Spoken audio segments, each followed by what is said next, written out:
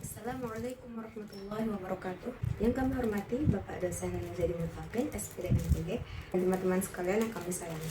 Di sini saya, Rizka Aisyah Salman, sebagai presenter akan membahas mengenai Pancasila sebagai kajian sejarah bangsa Indonesia. Sejarah Pancasila dalam perjuangan bangsa Indonesia. Pancasila era pra-kemerdekaan. Pancasila sebagai dasar negara Republik Indonesia ditetapkan pada tanggal 18 Agustus 1945 sebagai dasar negara. Oleh karena itu, nilai-nilai kehidupan berbangsa, bernegara, dan berpemerintahan sejak saat itu haruslah berdasarkan pada Pancasila. Pancasila era kemerdekaan. Pancasila pada masa itu mengalami masa kejayaannya. Selanjutnya pada masa akhir tahun 1959, Pancasila melewati masa kelamnya di mana Presiden Soekarno menerapkan sistem demokrasi terpimpin. Pada akhirnya sistem ini akan mengkhianati nilai-nilai yang ada dalam Pancasila. Salah satunya adalah sila permusyawaratan. Pada 1998, pemerintahan Presiden Soeharto berakhir dan Pancasila kemudian masuk ke dalam era baru, yaitu era demokrasi hingga hari ini. Yang ketiga, Pancasila era Orde Lama.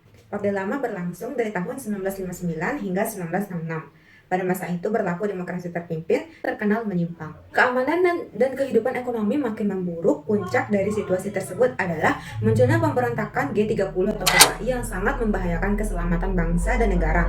Mengingat keadaan makin membahayakan, Presiden Soekarno memberikan perintah kepada Legend Soeharto melalui surat perintah 11 Maret 1969 untuk mengambil segala tindakan yang diperlukan bagi terjaminnya keamanan, ketertiban, dan ketenangan serta kestabilan jalannya pemerintahan. Nah, lahirnya Super Semar tersebut dianggap sebagai awal masa Orde Baru. Pancasila era Orde Baru. Pemerintahan di era Orde Baru terkesan menunggangi Pancasila karena dianggap menggunakan dasar negara sebagai alat politik untuk memperoleh kekuasaan. Singkatnya, era Orde Baru ini dalam sejarah Republik Indonesia merupakan masa pemerintahan yang terlama dan juga bisa dikatakan sebagai masa pemerintahan paling stabil. Dan terakhir, Pancasila era Reformasi. Peran Pancasila di era reformasi merupakan tuntutan hakiki agar setiap warga negara Indonesia memiliki pemahaman yang sama. Nah, sebagai negara hukum, setiap perbuatan baik dari warga masyarakat maupun dari pejabat-pejabat harus berdasarkan hukum dan tidak boleh bertentangan dengan sila-sila Pancasila. Alasan diperlukannya Pancasila sebagai kajian sejarah bangsa Indonesia. Pertama, Pancasila sebagai identitas bangsa Indonesia.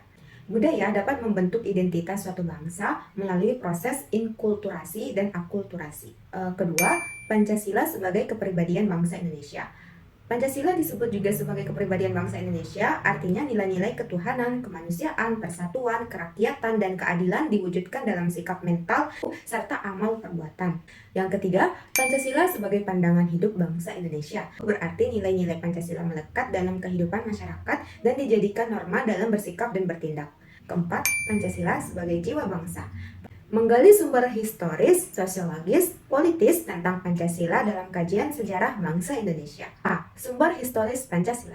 Nilai-nilai Pancasila sudah ada dalam adat istiadat, kebudayaan, dan agama yang berkembang dalam kehidupan bangsa Indonesia sejak zaman kerajaan dahulu.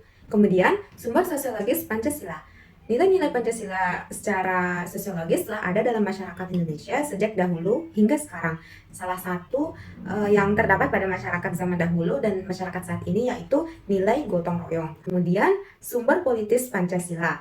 Nilai-nilai Pancasila, misalnya nilai kerakyatan, dapat ditemukan dalam suasana kehidupan pedesaan yang pola kehidupan bersama dan bersatu dan demokratis. Nah, sebagaimana tercermin dalam sila keempat kerakyatan yang dipimpin oleh hikmat kebijaksanaan dalam permusyawaratan perwakilan.